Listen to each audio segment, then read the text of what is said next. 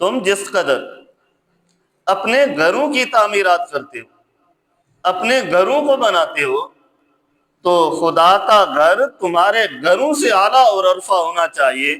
تو پھر حضرت عثمان غنی رضی اللہ تعالیٰ عنہ نے مسجد نبوی کی تعمیر کو اور بھی خوبصورت بنایا، اور اس کے بعد در انداز بدلتے رہے، حکومتیں بدلتی رہی۔ جس طرح اللہ رب العزت انسان کے لیے فراوانی کا انتظام کرتا گیا، اسی طرح سے اللہ کے گھر بھی خوبصورت سے خوبصورت بنتے گئے۔ تو اللہ نے فرمایا انما یعمر مساجد اللہ۔ یعمر دو معنوں میں جاتا ہے، عمار بھی اسی معنی میں آتا ہے، تعمیر بھی اسی معنی میں چلی جاتی ہے۔ جو اللہ کے گھر میں آ کر نماز پڑھنے والے لوگ ہوتے ہیں انہیں عمار کہا جاتا ہے۔ عمار کا مطلب یہ لوگ ایسے ہیں جنہیں اللہ نے یہ توفیق عطا فرمائی، کسی ڈیرے کو آباد نہیں کرتے، کسی علاقے کو آباد نہیں کرتے، اللہ نے انہیں ایسی ہدایت عطا فرمائی ہے جب بھی انہیں دیکھو گے یہ خدا کے گھر کو آباد کرنے والے بنے ہوئے ہوں گے، تو انہیں عمار کہا جاتا ہے۔ اور اسی انداز میں احادیث مبارکہ بھی ہے کہ امام غزالی علیہ رحمہ نے احیاء العلوم میں اس حدیث کو نقل فرمایا کہ کل قیامت والے دن میرا رب فرمائے گے ان یبعونی فی الارض المساجد، کہ زمین میں ایسے میرے مہمان کہاں ہیں جو مساجدوں کو عبادت کے لیے آباد کیا کرتے تھے۔ کل قیامت والے دن میرا رب انہیں ندا کرے گا۔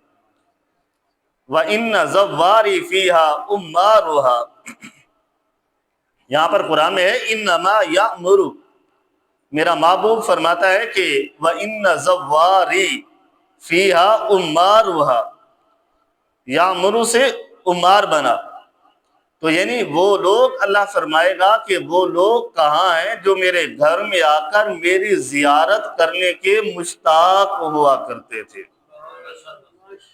اب یہ گھر کس کا ہے؟ ضمناً اللہ کا ہے، تو ہم مہمان کس کے ہوئے؟ اللہ کے ہوئے۔ ملنے کس سے آتے ہیں؟ اللہ سے ملنے آتے ہیں۔ باتیں کس سے کرتے ہیں؟ اپنے رب سے باتیں کرتے ہیں۔ تو کل قیامت والے دن میرا رب بھی فرمائے گا وہ کہاں ہیں لوگ جو میرے گھروں کے مہمان بنا کرتے تھے۔ ہر میزبان کا ایک انداز ہوتا ہے، اپنے مہمان کی خیر خواہی کرتا ہے، اس کے لیے خوبصورت انداز میں اس کے کھانے کا انتظام کرتا ہے۔ میرا رب بھی فرمائے گا کہ جو دنیا میں میرے مہمان بنتے تھے، آج قیامت والے دن ان کی میزبانی میرا رب کرے گا، اور رب جب اپنے مہمانوں کی میزبانی کرے گا تو اللہ انہیں جنت جیسا مقام عطا فرما دے گا۔ یہ صرف ان لوگوں کے لیے ہوگا جو اللہ کے گھر کے مہمان بنتے ہوں گے، اللہ کے گھر کی زیارت کرتے ہوں گے، اپنے رب کی زیارت کے مشتاق ہوتے ہوں گے، تب میرا رب انہیں اس انداز سے نوازے گا۔ اب جو مسلمان ہو اور مسجد کو آباد نہ کرتا ہو، خدا کے گھر میں نہ آتا ہو، خدا کے گھر کی زیارت کی تمنا نہ رکھتا ہو، خدا سے بات کرنے کی التجائیں نہ رکھتا ہو، تو پھر کل میرا رب بھی اس کی مہمانی نہیں فرمائے گا۔ تو انما یعمر مساجد اللہ، بے شک وہ لوگ جو اللہ کے گھر کو آباد کرتے ہیں یا اللہ کے گھر کی تعمیر کرتے ہیں۔ تعمیر بامعنی بھی آباد ہے۔ آباد کرنے سے مراد یہ نہیں کہ صرف اس کی بنیادوں کو کھڑا کر دینا، اس کے لوازمات کو پورا کر دینا۔ آباد سے مراد یہ ہوتا ہے کہ جو لوگ اللہ کے گھر کی تعمیر کر کے اسے آباد کرتے ہیں تو ایسے لوگوں کی میرا رب تعریف فرماتا ہے۔ ایک ہوتا ہے صرف بنانا، تعمیر کر دی۔ کتنی ایسی پاکستان میں مساجدیں ہیں جو بظاہر بنی ہوئی ہیں لیکن انہیں آباد نہیں کیا جاتا۔ وہاں پر اذان کا اہتمام نہیں ہوتا، نماز کا اہتمام نہیں ہوتا، قرآن پاک کی تلاوت کا اہتمام نہیں ہوتا، درس و تدریس کا اہتمام نہیں ہوتا۔ تو ایسی مساجدوں کو یا مرو کے زمرے میں نہیں لایا جائے گا، یا مرو کے زمرے میں وہ مساجدیں آئیں گی جہاں پر یہ سارا اہتمام ہوتا ہو اور اللہ کے گھر کو آباد بھی کیا جاتا ہو۔ آگے میرے رب نے 5 چیزیں بیان فرما دی کہ تعمیرات کون کرتے ہیں، آباد کون لوگ کرتے ہیں یا کون کر سکتے ہیں۔ پہلے میرے رب نے فرمایا من آمن باللہ، پہلا وہ شخص ہوگا تعمیر کرنے والا، مسجد کو آباد کرنے والا جو اللہ پر یقین رکھتا ہوگا۔ جس کا رب پر یقین نہیں ہوگا وہ تو کبھی ہماری مساجدوں کو آباد کرنے والا نہیں ہوگا۔ آباد تو وہ کرے گا جو اپنے رب پر یقین رکھتا ہوگا۔ پھر فرمایا کہ صرف رب پر یقین کافی نہیں ہوگا، من آمن باللہ والیوم الاخر، دوسری صفت یہ بھی بیان کر دی کہ جو اللہ پر ایمان رکھتا ہوگا لازمی ہے وہ شخص یوم آخرت پر بھی ایمان رکھتا ہوگا، یوم آخرت پر۔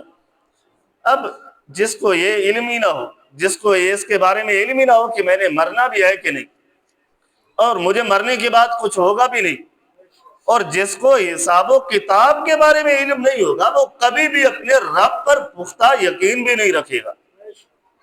اب یقین تو وہی رکھے گا جسے علم ہوگا کہ میں نے مرنا ہے، مرنے کے بعد میں نے اٹھنا ہے، اٹھ کر اپنے رب کی بارگاہ میں حاضر ہونا ہے۔